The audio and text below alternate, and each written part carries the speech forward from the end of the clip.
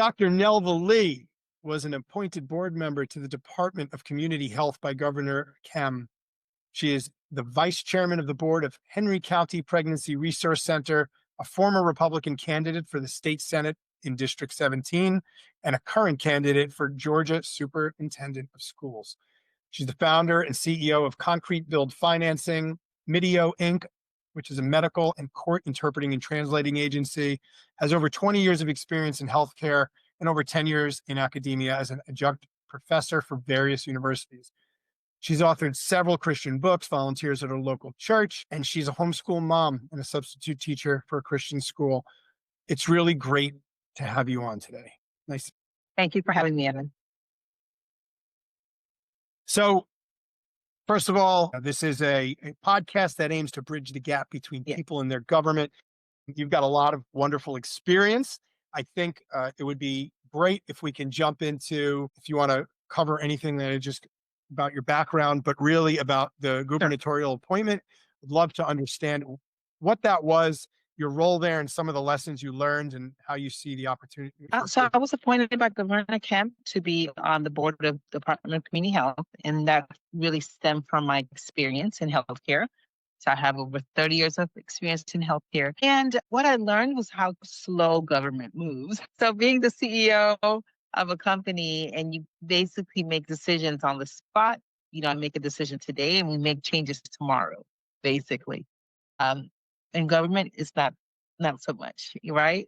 You have, especially if you're on a board, such as the Department of Community Health, every decision is really months away because you have your constituent, time for your constituent on every major change, right? You have to give them the opportunity to provide feedback, whether in person with town halls or whether they're providing written feedback. And then you have to hear those and during your board meetings, provide that feedback. And then it all, whether or not we want to have an extended feedback time based on the types of feedback that we received. So it just really just showed just how slow government works, for better or for worse, right? Because if you like things as they are, you don't want government to change every minute, right? However, if you do want to make changes, you do have to be aware that it's not going to happen overnight. And that informs, obviously, my role that I'm seeking, which is that of superintendent of schools, because realizing that so many of the things that I would like to see happen immediately in the school system, just being realist and realizing that that's not going to happen as quickly as I'd like for it to happen. However, when you have the public behind you, when you have public outcry, and whether or not they're sending letters or emails to their representatives, when you have that type of public behind you on a particular initiative, then things can go a little bit faster. Sure. So why do you think you'll be able to move the needle quicker in government than anyone has ever done before? I won't say anyone. I do believe that a lot of my initiatives are common sense initiatives. And as I'm going around the state and sharing my initiatives, everyone's like, yeah, why aren't we already doing that? So I think at this point, the issues that I'm proposing are really leadership issues more than anything else. Is having someone at the helm that's willing to stick their neck out and say, this is a common sense initiative. Let's put this on the table to have it move forward. Now, even with that, I do believe a lot of the initiatives that I propose will take, 6 months to a year to implement. And that will still be considered pretty fast in government. Right. Yeah. I suppose that would be pretty fast, even when it comes to legislation, it's about every year for most places, under some exceptions. But operationally, you could do things a little different. I imagine as a superintendent, you can move things quicker. Correct. But you still have to run through all the hurdles and somehow knock them down faster, right? Right. So I'll give you an example of a few of the initiatives that I have that I believe we can move pretty fast on. Please. So the first one is I'd like to see trade schools for everyone every graduate to have a trade school certification alongside their high school diploma. And while I believe it's a common sense initiative because that way we will give every student a leg up upon graduation. They'll be able to enter the workforce fully prepared, right? Even those that are college bound, they're able to have this certification that's then kind of like a built-in apprenticeship, if you will, in the industry that they're seeking higher education in. The reason I think that initiative can move pretty quickly is because here in the state of Georgia, we already have dual enrollment. So we're already paying for dual enrollment credits, up to 30 credits per student. And so just transferring that over to the trade schools, and most trade school certifications can serve as college credits as well. And so I believe that's a very simple initiative that just requires a mandate, right, from those that are in leadership to say, okay, we're going to divert these funds and make sure that this is a priority that we're championing, and that is trade school certifications. Okay. All right. You think you're going to get this? You think you're going to push this through faster?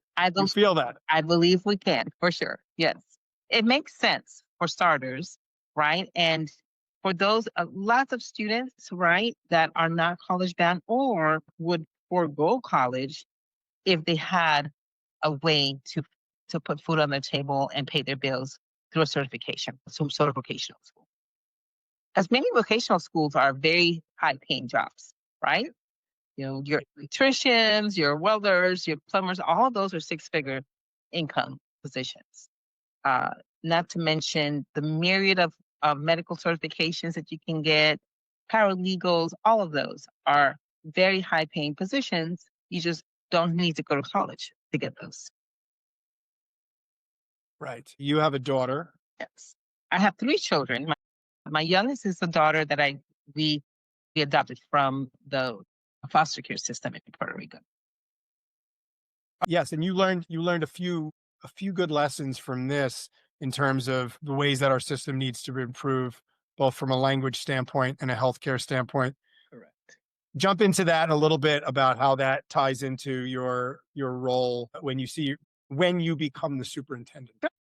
So really and truly, if you don't mind me, I'm going to back up just a little bit to my oldest child. So I have three children, and they're all very unique. Every parent knows that all our children are very different, right? And my oldest, he was on the spectrum. He's gifted academically, but socially, developmentally, not so much. And so I chose to homeschool him because of that. And for me, that was the right choice for him, to homeschool him at least through fifth grade, because by then he started to learn how to be developmental, socially, and much more mature developmentally. And so I was able to do that. And I was blessed that I was able to work from home. I had started my vocational school at the time that I was running from home. And so I was able to do that for him. I then fast forward to my daughter, who we adopted from the foster care system from Puerto Rico. So she came to us not only with the language barrier, because she understood no English when she came to the U.S., but she also was an IEP student. So she had an individual education plan because of a learning disability. And so those two things together made it very difficult for her to really thrive in the public school system. So we ended up taking her out after a few months in the public school system and put her in a Montessori school. And so if you know anything about Montessori, they're very, hands-on. They really promote children being children in the classroom. And she thrived under that system. And so one of the initiatives I have is to make more public Montessoris. So similar to Minnesota and even South Carolina, they have public schools that are Montessori based systems rather than your traditional learning environment where the students are expected to sit at a desk for 6 hours at a time, right? So I like to see more of those. I would also like to see parents to have more school choice, because I was able to benefit from being able to provide the learning environment for my children that best suited their abilities or what they required at the time. And so I'd like to be able to give that ability to every parent. So, for example, in Florida, they have true school choice where they provide $8,000 vouchers to every parent to be able to provide to their child so that their child can attend any school environment, whether it's private school, charter school, homeschool, Montessori, you name it. That is what I would like to provide to the parents here in Georgia, for them to have true school choice and be able to fully be engaged in their child's education. Sure. That sounds what everyone should have everywhere. Exactly. It's a great goal. Yeah. So what do you foresee as some of the hurdles that you're going to have to overcome in trying to make that a reality? Let's say you're now the superintendent. So I would say anytime the school system, whether there's teachers, teachers unions, principals, other superintendents, whenever they hear the word school choice or vouchers, they get very, very afraid because they believe that it's taking money out of the school system, and they believe that it's then affecting those students that are left behind. The way I look at it, again, Florida, the way that they set up their budget, money follows the student. So it's a true school choice state. Here's got the money institution. And therefore, if you do take a child out of that institution, it does affect them because they're losing funding in that way. And so I believe that the best way to do it is where the money is following the student, have true school choice, totally revamp our budgetary system here in the state of Georgia. Make it simpler, frankly, because the QBE system that we have is very complicated, very antiquated, and it lends itself to, unfortunately, compromises, fraud, and things to that nature. And so I would like to propose that we completely revamp that. So I expect pushback from the teachers' unions. I expect pushback from the principals, but until we change the budget system. Once we change that and we make it where the majority of our funding is going to the schools and the teachers and the students, right now in Georgia, 50% of our funding is going to management. That's shouldn't be. Well, if you look at government like a nonprofit, in a sense, like if you were to say like what percentage of overhead is going to administrative costs versus the homeless crisis in California, they would fail, right? I'm not sure that nonprofit. Yeah, I mean, and every department's a little different in how they manage budgets and stuff. And like, but if you even 50% seems like a lot. Like these things need to go directly to the constituents to support. And correct. Yeah, do you think in the education system AI is going to be helpful or hurtful towards your goals and towards the education of students overall? I am a big believer in using technology. I really do. I believe that whenever we are afraid of technology, it comes back to bite us later, right? So just embrace it, but figure out how to use AI as a tool, not to replace teachers. It can never replace a good teacher, right? Not to replace real engagement with students.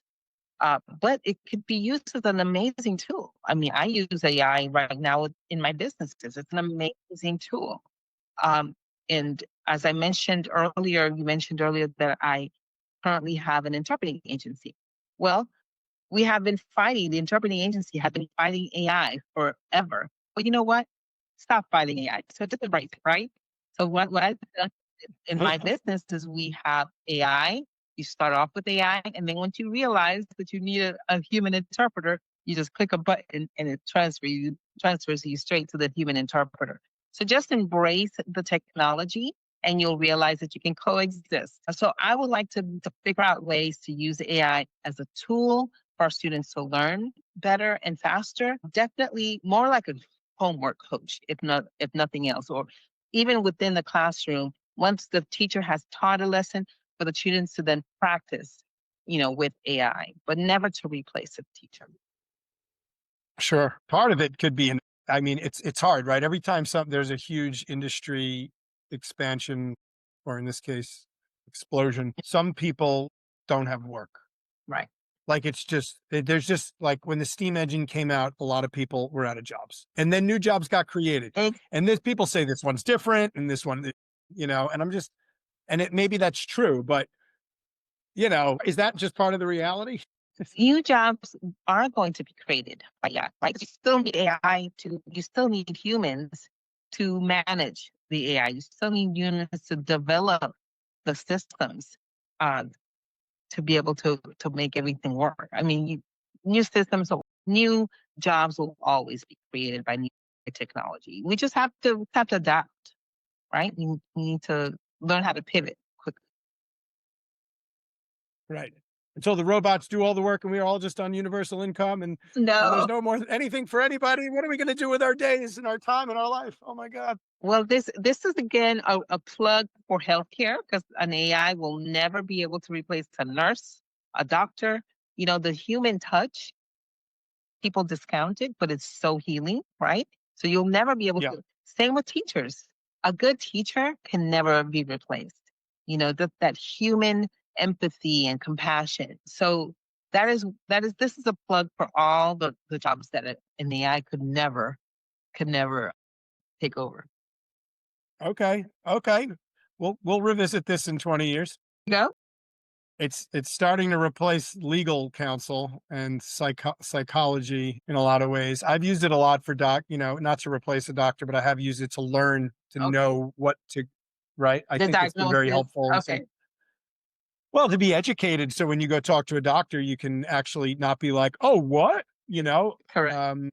So I've found it to be very useful in that AI doesn't prescribe medication, yada yada. But you've had an interesting with your daughter in learning English, and you have some experience around that and some of the hurdles there, and some of the things that you dealt with through that, and how you overcame some of that, if I recall correctly. But also how that translates to some of the health outcomes that you saw.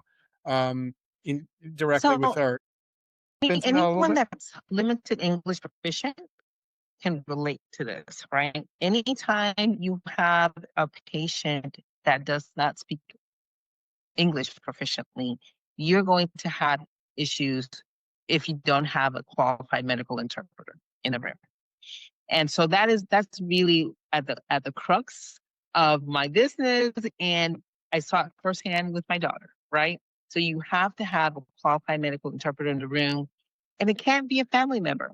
Honestly, even if they are medically trained, even if they are fully bilingual, you really can't have a family member, because the emotions involved as well as the confidentiality. And so I definitely recommend every healthcare provider to have a qualified medical interpreter in the room whenever you have proficiency enough to order at a restaurant, to drive, to do a lot of day-to-day activity. But when it comes to medical and legal, the jargon alone, very few English people understand, right? Let alone Right. you add on top of that the layer of language barrier. Sure. Yeah. And so on the side of health outcomes, one of the things that I've seen happen many times, even with myself, is like prescriptions going Right. wrong.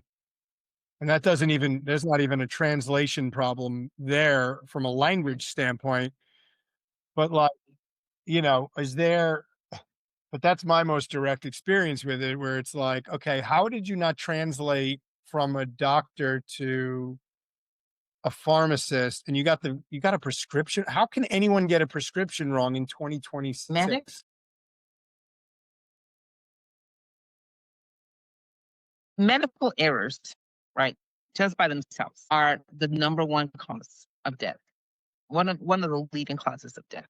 Medical errors, nosocomial infection.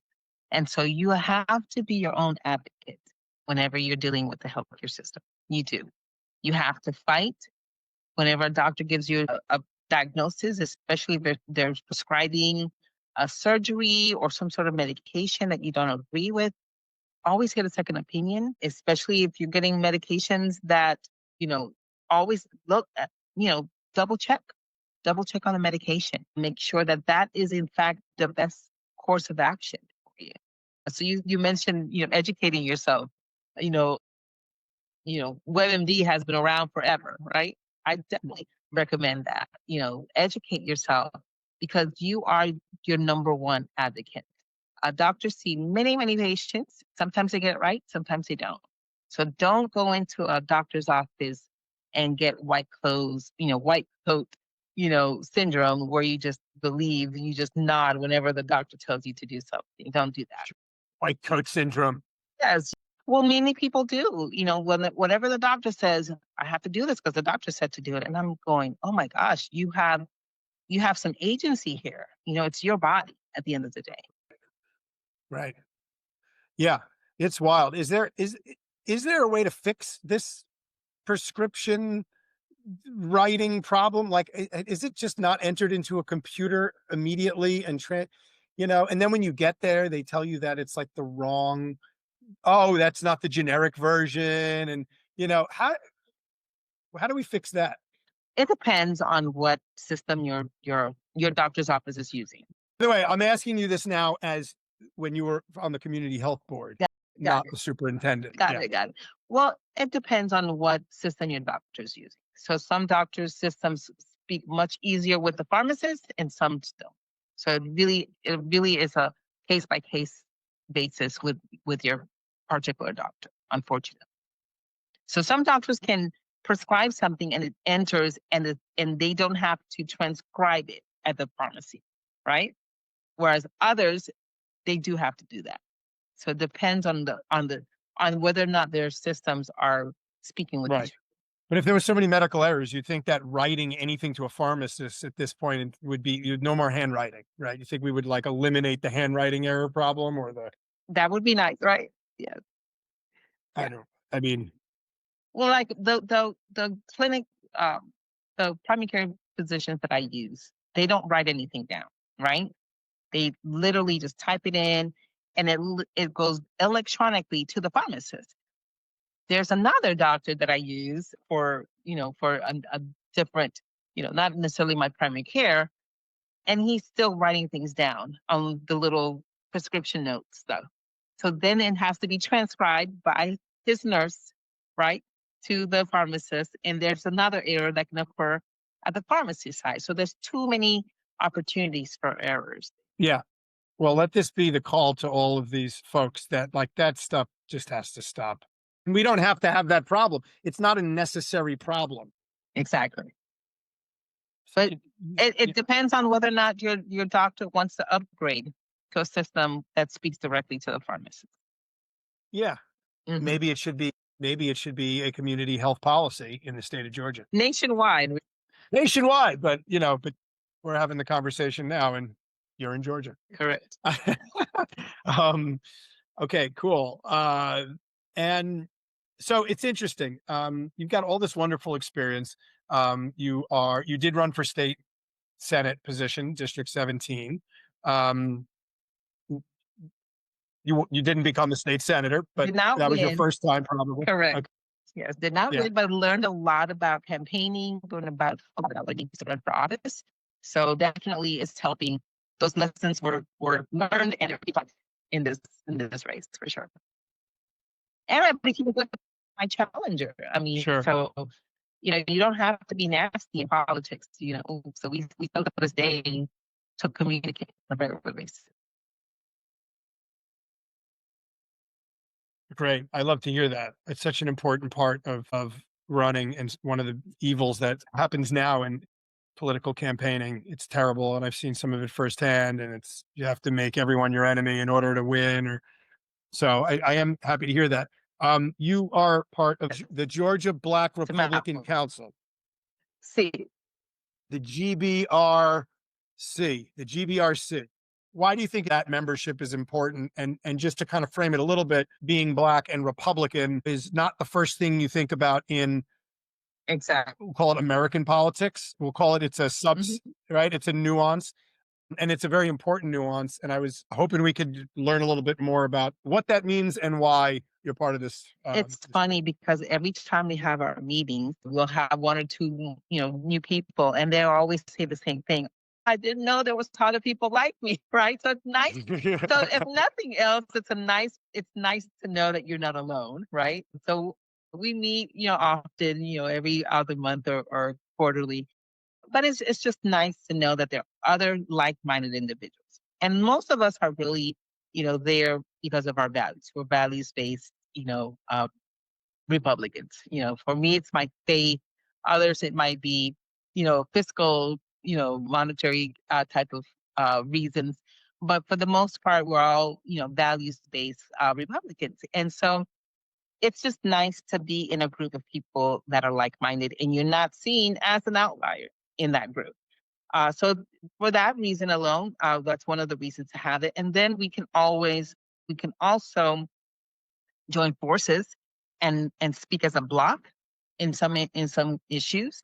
And we have been able to, provide our unique stance on different issues to the governor or to legislatures. So, for instance, back in a few years ago, when we had the issue with where they were calling one of Governor Kemp's laws racist, right? We were able to weigh in on that from the Black Republican Council side. Right. Was it or was it not racist? It was not, no.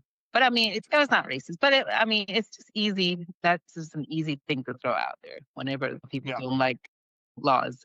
So we were able to weigh in on that, and so I think it's helpful in that case, being able to provide a voice from the Black Republicans from time to time.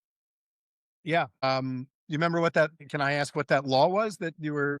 So then when they were expanding the voting, certain laws around voting and requiring licenses to be presented when you go to the voting booth. And so, we had a lot of Democrats state that it was a racist law because it was unduly targeting Black people. And it was. I see. I think there was, do you know the show Curb Your Enthusiasm? I have watched it, yes, from time to time. Have you watched the one when he goes to Georgia and ends up being a hero there was something with the water bottle and you couldn't give water to people online? Yes. Anyway, Curb, but that was Georgia voting polls. Georgia voting polls, yes. It's nice to make it to this, Yeah. Yeah, it's interesting. I'm always encouraged when I see that groups of people come out against the status quo of what would be normally understood, all, if the messaging is like Black people are all Democrats and and then you're like, well, what does that mean? And to even be a Democrat, and what does that mean to even be a Republican? And I think those terms just get, they get mixed up. I'm not sure people even understand. They generally, from my experience, will look at a Republican as whatever the current understanding of the good or bad Republicans are in the federal level, right. government. And I always tell people I'm most a woman of faith. I don't identify as, a Black Republican. That's not the first thing I identify as.